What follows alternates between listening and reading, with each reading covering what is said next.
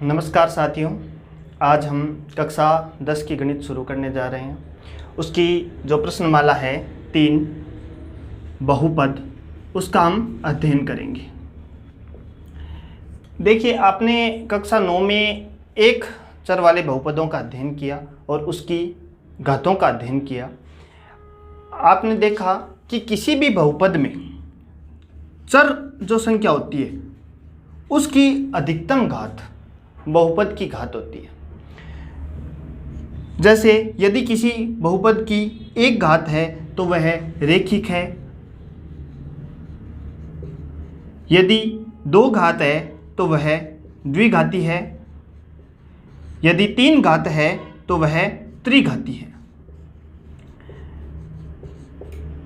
बहुपद की जो अधिकतम अचर पद होता है उसकी जो अधिकतम घात होती है उसी घात पर निर्धारित होता है कि पद रेखिक है, द्विघाती है या त्रिघाती है।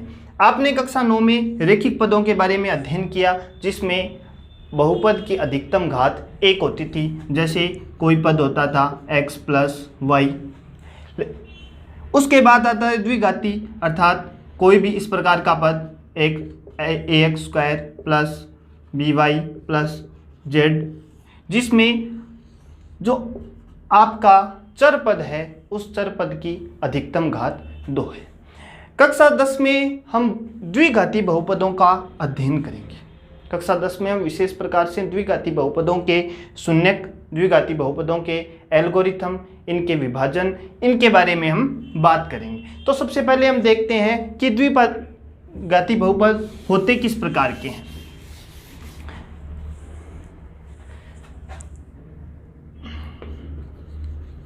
द्विघाती बहुपद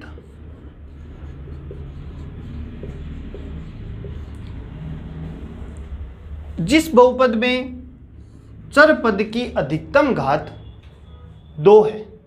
जैसे कोई भी आपके पास समीकरण है x square plus 4x plus 4, इस प्रकार की कोई समीकरण है जिसमें आपके पास अधिकतम घात 2 है, वह समीकरण द्विघाती है।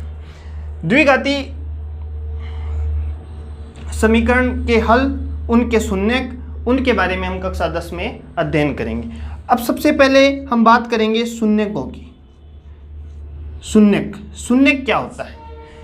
शून्यक का मतलब होता है कि x का वह मान जिसको इस समीकरण में रखने पर इस समीकरण का मान शून्य हो जाए। जैसे x की कोई भी वैल्यू जो इस समीकरण में यदि हम रखेंगे तो इस समीकरण का मान क्या हो जाएगा? शून्य हो जाएगा। वो क्या होता है? शून्यक। अब शून्यक है वो बहुपद में जितनी घात होती है उस बहुपद के उतने ही शून्यक होते हैं। जैसे द्विघाती में अधिकतम घात कितनी होती है? 2 होती है, इसीलिए इसके अधिकतम शून्यक कितने होंगे? 2 होंगे। अब इनके बारे में हम देखते हैं 3.1 के जो सवाल हैं उन सवालों के माध्यम से हम इनको समझना चाहेंगे। जैसे पहला सवाल है आपके पास 4x स्क्वायर प्लस 8x। किसी भी बहुपद को सरल करने से पहले हम देखेंगे कि उसको सरल करने के लिए किस तरीके का चयन करें। आपके पास सबसे पहला तरीका होता है कॉमन लेना। कॉमन का मतलब होता है कि इन दोनों पदों में ऐसी कोई संख्या है जो दोनों पदों में आ रही है। यदि आपके पास कॉमन नहीं आ रहा है, इन दो पदों में कोई कॉमन नहीं आ रहा है, तो हम इसका दूसरा देखेंगे कि आपके पास कितने पद हैं, उन पदों के अलग अलग गुणनखंड करेंगे। और यदि इन गुणनखंडों से नहीं हो रहा है तो हम तीसरी जो पद्धति है वो भाग पद्धति से हम इसको सरल करेंगे। अब देखिए, ये आपके पास सवाल है 4x स्क्वायर प्लस 8x। इसको सरल करने से पहले देखेंगे कि इसमें कोई संख्या कॉमन आ रही है क्या। सबसे पहला हमारा काम है कॉमन देखना। तो आपको दिखाई दे रहा है कि 4 जो है वो आपके पहले पद में भी है, 4 इसमें भी है क्योंकि 4 से 8 डिवाइड होता है, x आपके पास इस पद में भी है, x आपके पास इस पद में भी है। इसका मतलब इस पद में आपके पास क्या आ रहा है, कॉमन आ रहा है। तो हम कॉमन देखेंगे, कॉमन क्या आ रहा है, एक 4 आ रहा है, इसमें भी है और इसमें भी है, x इसमें भी है और x इसमें भी है। हमने x को भी क्या कर लिया, कॉमन ले लिया। अब देखिए 4x² में से यदि 4x को आप बाहर ले लोगे तो आपके पास क्या शेष रहेगा, अचर पद के रूप में तो आपके पास संख्या के रूप में 1 रहेगी। x² में से यदि आप x बाहर लेते हो तो आपके पास क्या रहेगा, x रहेगा। प्लस में 8 में से यदि आप 4 बाहर लेते हो, 4 का भाग देते हो तो आपके पास क्या बचेगा, 2। x में से x बाहर ले लिया तो आपके पास कोई प्रकार का चर नहीं बचेगा, इसके बराबर में 0। आपके पास है 4x, x को 1 से मल्टीप्लाई किया, x प्लस 2 बराबर 0। अब आपको दिखाई दे रहा है कि आपके पास 2 पद है और दोनों का गुणनफल 0 है, दोनों का गुणनफल 0 है। हम देखते हैं कि किसी भी संख्या का गुणनफल तब 0 आता है कि कोई भी संख्या हो, जैसे आपके पास 5 है और 5 का गुणनफल 0 कब होता है, जब हम उसको 5 से गुणा करते हैं। इसका मतलब जो पद आपको 2 दिखाई दे रहे हैं उन दोनों पदों में से एक पद क्या है, शून्य। लेकिन हमें पता नहीं है ये शून्य है या ये शून्य है, इसलिए हम दोनों ही पदों को मानेंगे कि दोनों ही पद क्या है, शून्य। या तो 4x भी शून्य है या x प्लस 2 भी क्या है, शून्य। इन दोनों पदों का मान क्या है, शून्य। यदि 4x प्लस 4x का मान शून्य है, इसको सरल करेंगे और इसको सरल करेंगे। 4x, x के साथ 4 किस में है, गुणा में, और 4 को आगे ले जाएंगे, किस में जाएगा, भाग में जाएगा, 0/4। या x के साथ 2 किस में है, प्लस में है। यदि हम बराबर से आगे ले जाते हैं तो प्लस का किस में कन्वर्ट होता है, माइनस में कन्वर्ट होता है। तो 0-2, x बराबर 0 को 4 से यदि डिवाइड करेंगे तो आपके पास क्या आएगा, 0, या हम कह सकते हैं अनंत। या x के बराबर आपके पास क्या आएगा, -2। आपके पास इस समीकरण में x की 2 वैल्यू आ गई, या तो x का मान है 0 या x का मान है -2। हम कह सकते हैं कि ये दोनों क्या हैं, शून्यक है, अर्थात 4x² प्लस 8x में शून्यक कौन कौन से हैं, एक तो 0 है और एक -2 है। हमने शून्यक ज्ञात कर लिए। अब इन शून्यकों को चेक करेंगे कि हमारे आंसर सही है या गलत है। इनकी सत्यता चेक करने के लिए हमारे पास 2 छोटे छोटे सूत्र हैं। हमारे पास पहला फॉर्मूला है शून्यकों का योग। शून्यकों का योग हमेशा बराबर होता है -x का गुणांक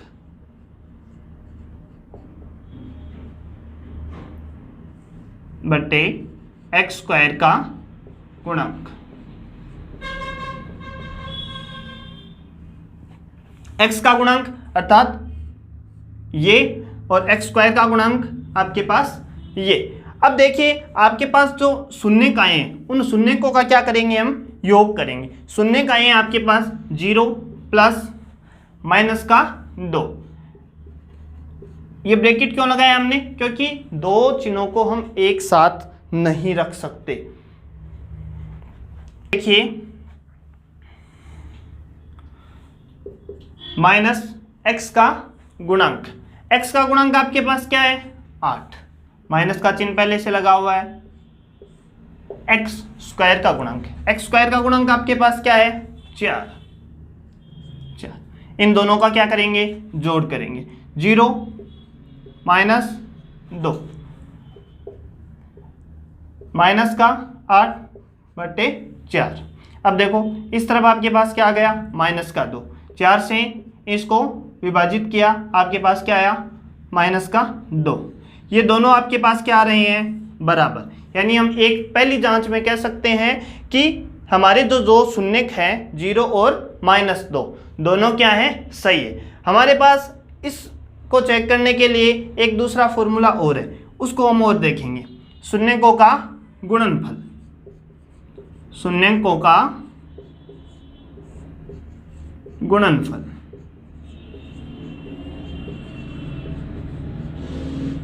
बराबर होता है अचर पद बटे x² का गुणांक।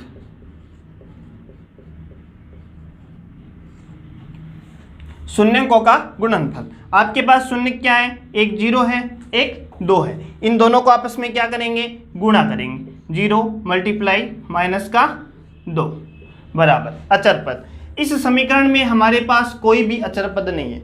यदि समीकरण में आपको कोई अचर पद नहीं दिखाई दे रहा तो हम कौन सा अचर पद लेंगे, 0 बटे x² का गुणांक। x² का गुणांक हमारे पास क्या है, 4। 0 को 2 से मल्टीप्लाई किया, आपके पास क्या आया, 0, क्योंकि किसी भी संख्या को 0 से मल्टीप्लाई करेंगे क्या आएगा, 0। 0 को 4 से डिवाइड करेंगे, आपके पास क्या आएगा, 0। ये दोनों पद भी आपके पास क्या आ रहे हैं, बराबर आ रहे हैं। इसका मतलब हम कह सकते हैं कि हमने जो शून्य ज्ञात किए थे 0 और -2 दोनों 4x² + 8x समीकरण के दोनों क्या हैं, शून्यक हैं। अगला क्वेश्चन है हमारे पास 4x² - 4x + 1, जिसमें चर और अचर पद दोनों दिखाई दे रहे हैं। अब सबसे पहले हम देखेंगे कि कॉमन हमारे पास आ रहा है या नहीं आ रहा है। हमारे पास 3 पद है और तीनों पदों में से कोई भी ऐसी संख्या नहीं है जो कॉमन आ रही है, नहीं आ रही है। तो हम इस क्वेश्चन को थोड़ा सा विस्तार से करेंगे। दूसरा तरीका होता है कि हम बीच वाली संख्या के 2 टुकड़े कर दें और पद को कितनी संख्याओं में विभाजित कर दें, 4 संख्याओं में विभाजित कर दें। अब बीच वाली संख्याओं का टुकड़ा करने का एक नियम होता है कि जो बार वाली संख्याएं हैं उनके गुणनफल के बराबर, और यहाँ जिसका भी चिन्ह है, यदि प्लस का है तो जोड़ने पर हमारे पास 4x आने चाहिए, यदि नेगेटिव होता, माइनस का होता, तो घटाने पर कितने आने चाहिए, 4x आने चाहिए, और गुणा करने पर हमारे पास कितने आने चाहिए, इन दोनों पदों के गुणनफल के बराबर आने चाहिए। इन दोनों पदों का जो गुणनफल है वो कितना है, 4 × 1 4, और जोड़ने पर कितने आने चाहिए, हमारे पास 4 आने चाहिए। तो ऐसी संख्याएं कौन कौन सी है हमारे पास, 2 और 2। यदि 2 और 2 को हम जोड़ेंगे तो हमारे पास कितना आएगा, 4 आएगा। 2 और 2 को यदि घटाएंगे तो 2 और 2 को गुणा करेंगे तो भी हमारे पास कितना आएगा, 4 आएगा। तो हम -4 का 4 के 2 टुकड़े करते हैं, 4x² - 2x -2x और प्लस का 1। हमने दोनों जो ये चिन्ह है ये दोनों नेगेटिव क्यों लिए, क्योंकि हमें क्या करना है, जोड़ करना है। जब दोनों चिन्ह समान हो तब जोड़ होता है, दोनों चिन्ह अलग अलग हो तब क्या होता है, बाकी होती है। इसके बराबर हमें क्या लेना है, 0, क्योंकि हम शून्य ज्ञात कर रहे हैं। अब देखिए इन 2 पदों में कॉमन आ रहा है, इन 2 पदों में भी कुछ ना कुछ कॉमन आ रहा है। इन 2 पदों में क्या आ रहा है आपके पास कॉमन, 2 आ रहा है, इसके साथ क्या आ रहा है, x आ रहा है। हमने 2x कॉमन ले लिया, हमारे पास यहाँ से कितना बचा, 2x² में से यदि x बाहर निकालेंगे तो हमारे पास क्या बचेगा, x माइनस 2x में से यदि 2x बाहर निकालेंगे तो हमारे पास क्या बचेगा, 1। इन दोनों में से क्या आ रहा है, बाहर चिन्ह हमारे पास माइनस का है, तो इन दोनों में से वैसे कुछ भी कॉमन नहीं आ रहा तो हम क्या लेंगे, 1 कॉमन लेंगे। यदि हमने नेगेटिव का चिन्ह बाहर ले लिया है तो इन दोनों के चिन्ह आपस में क्या हो जाएंगे, बदल जाएंगे। 2x हमारे पास किसका था, माइनस का था, जो किसका हो जाएगा, प्लस का। 1 हमारे पास किसका है, प्लस का, जो किसका हो जाएगा, माइनस का। बराबर हमारे पास क्या है, 0। जब भी हम कॉमन लेते हैं, स्पेशल बात ये होती है कि जो ब्रैकेट के अंदर जो भी संख्या आ रही है वो दोनों क्या होनी चाहिए, बराबर होनी चाहिए, दोनों एक समान होनी चाहिए। अर्थात 2x - 1 ये दोनों में से कॉमन आ रही, इस पद में भी है और आगे वाले पद में भी है। यहाँ क्या शेष रहा 2x, यहाँ क्या शेष रहा माइनस का 1, इसके बराबर क्या है 0। लास्ट वाले क्वेश्चन की तरह इस पद के भी बराबर 0, इस पद के भी बराबर 0, क्योंकि दो संख्याओं का गुणनफल तभी शून्य होता है जब किसी एक का मान क्या हो 0। अब हमें ये पता नहीं है कि इसका मान 0 है या इसका मान, तो हम क्या करेंगे, दोनों ही पदों का मान क्या मानेंगे 0। 2x माइनस 1 बराबर 0 या 2x माइनस 1 बराबर 0। ये एक इस तरफ माइनस का है, बराबर के चिन्ह से आगे ले जाएंगे, किसका हो जाएगा प्लस का हो जाएगा। 2x बराबर प्लस का 1 या 2x बराबर प्लस का 1। ये दो इस तरफ गुणा में, आगे किस में जाएगा भाग में जाएगा। x बराबर क्या आ जाएगा आपके पास 1/2 या x बराबर 1/2। आपके पास x के दो शून्य आ गए, x बराबर 1/2 और x बराबर 1/2, यानी दोनों शून्य का आपके पास क्या है, x के कितने मान है आपके पास 1/2, 1/2। अब हम इसकी क्या करेंगे, सत्यता की जांच करेंगे कि हमारा सवाल सही है या नहीं है। सत्यता की जांच करेंगे। सत्यता की जांच करने के लिए सबसे पहला फॉर्मूला है हमारे पास शून्यकों का योग। शून्यकों का योग बराबर होता है माइनस का x का गुणक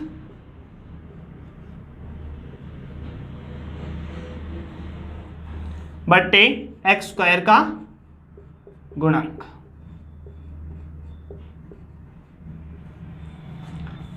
अब देखिए शून्य जो हमारे पास आए थे 1/2 और 1/2, इन दोनों का क्या करना है, हमें योग करना है। योग करेंगे तो 1/2 प्लस 1/2 बराबर माइनस x का गुणक। x का गुणक हमारे पास क्या है 4, किसका माइनस का, और हमारे जो सूत्र है उसमें भी किसका चिन्ह है माइनस का, तो दो चिन्ह हम एक साथ नहीं ले सकते, तो माइनस का 4 बट्टे x स्क्वायर का गुणक। x स्क्वायर का गुणक हमारे पास क्या है 4। इन दोनों का हम क्या करेंगे जोड़। हमारे पास लघुत्तम कितना आया 2, 1 प्लस 1 बराबर माइनस और माइनस ब्रैकेट हटाएंगे, ब्रैकेट के बाहर चिन्ह माइनस का है तो अंदर का चिन्ह क्या हो जाएगा बदल जाएगा, अर्थात 4/4। हमारे पास इस तरफ क्या आया 2/2 बराबर 4/4। 2 को 2 से काटा 1, 4 को 4 से डिवाइड किया 1, दोनों पद बराबर हैं, अर्थात हम कह सकते हैं कि हमारी पहली जांच पूर्ण हुई। दूसरी जांच करने के लिए हम देखते हैं कि हमारे पास फॉर्मूला होता है शून्यकों का गुणनफल।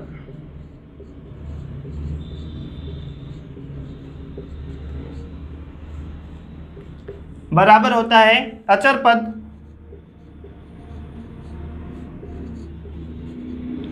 बट्टे x स्क्वायर का गुणक।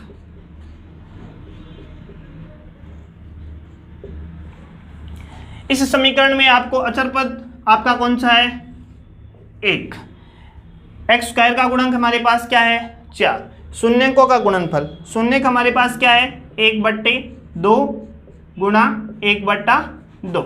अचर पद हमारे पास 1, x स्क्वायर का गुणांक हमारे पास 4, 1 को 1 से गुणा करेंगे 1, 2 को 2 से गुणा करेंगे 4 बराबर 1/4। दोनों पक्ष इसमें भी हमारे क्या आ रहे हैं बराबर आ रहे हैं। इसका मतलब हमारा सवाल, हमारे जो शून्यक हमने ज्ञात किए थे दोनों क्या हैं सही हैं। इस कक्षा में हम इतना ही अध्ययन करेंगे।